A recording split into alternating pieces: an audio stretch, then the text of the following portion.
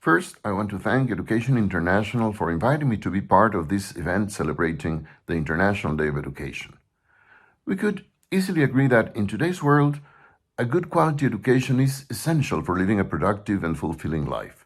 And yet, as of today, the combination of long-standing poverty, increasing inequality, wrong policies, and the impact of the pandemic are leaving a vast majority of children in less developed countries with so little education that only 3 out of 10 would be able to read and understand a simple text by age 10.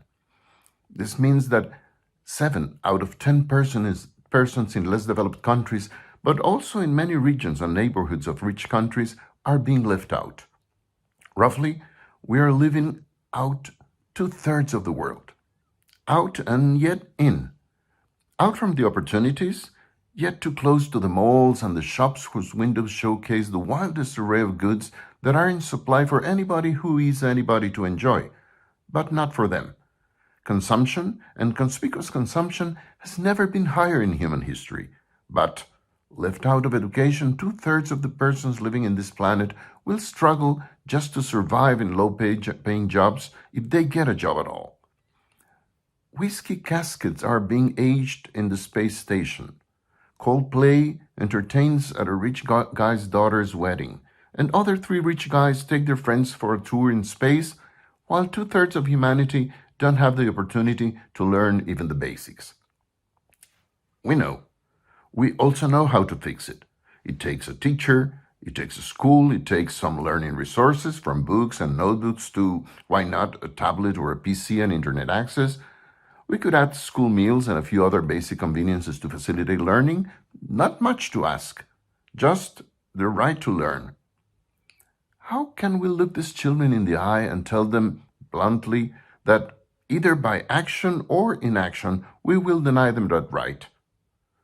But there are too many of them, we could think. Yes, they are about 2/3 of the world's children, over 1 billion children. And 1/4 of them were completely out of school even before the pandemic. And they need good teachers, about 70 million new teachers, and training for over 85 million teachers working today. And they also need good infrastructure in the schools with internet connectivity and learning resources for each one. These numbers sound too big to tackle.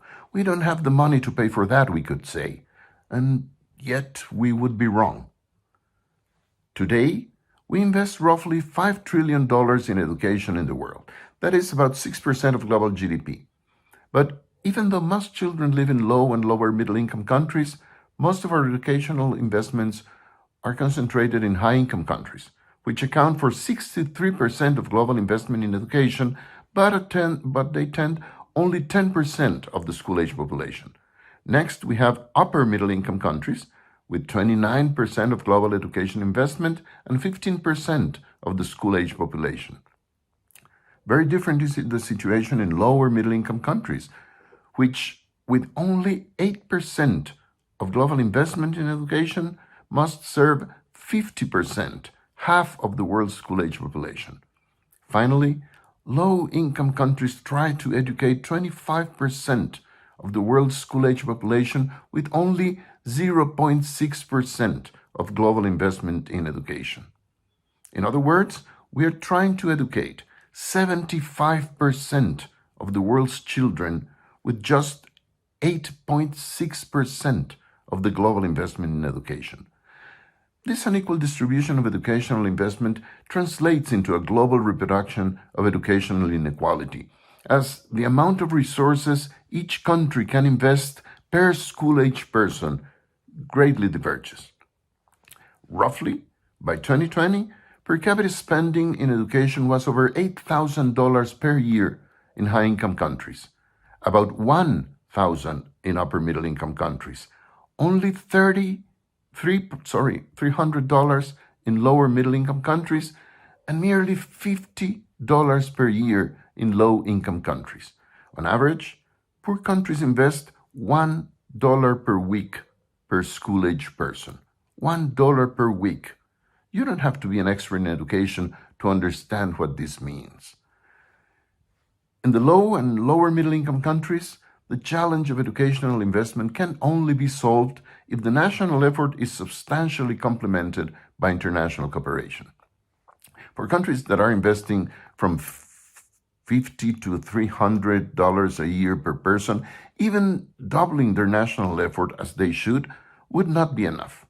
The international community must step in and make the difference. In most countries, however, this investment should be financed with national resources and through progressive taxation, because it makes sense to do so. Investing in education should be seen not only as a moral and political imperative, which it is, but it should also be understood as a sensible economic investment. There is plenty of evidence that education pays. The World Economic Forum summarized many of such evidence and argued that a single dollar invested in education at the primary and secondary level yields an estimated $2.50 in additional gross lifetime earnings in lower middle-income countries, and as much as $5 in lower income countries. That's a 500% return on investment. And these are only the private returns.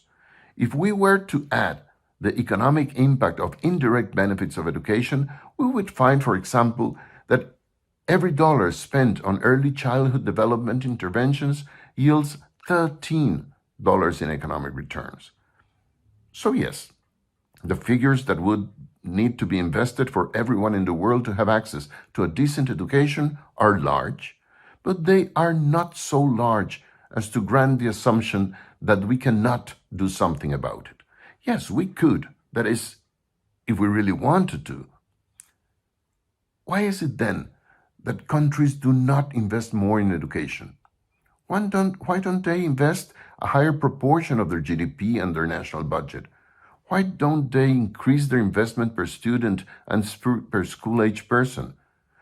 Why is there such a strong opposition for a progressive revamping of tax systems that could increase the tax to GDP ratio and open more fiscal space for the financing of education? To answer these questions, we need to understand that there is a very strong relation between the kind of development a country has and the kind of education that comes with it. And it's a relation which goes both ways. Putting it in very simple terms, when a country is highly unequal and has a large supply of cheap labor, it can find itself in a low-level equilibrium, a poverty trap. The type of investments most easily attracted by the abundance of cheap labor are typically unsophisticated investments with low capital intensity, low productivity, and little need for human capital. But still, they can be very profitable, not because they contribute with increasing productivity, but because of their continued access to low-cost human and natural resources. With no need for increasing qualified labor force, there is little incentive in such an economy for raising taxes to finance education, which is perceived as a mere expenditure.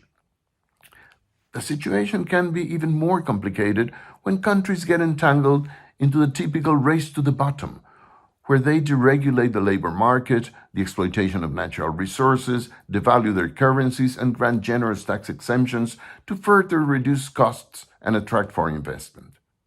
Furthermore, in countries where these extractive or low productivity economies prevail, the institutional framework tends to be weak, and the balance of economic and political power is significantly skewed towards the upper echelons of income and wealth, which again tend to oppose the kind of progressive tax increases that would be necessary to finance universal quality education.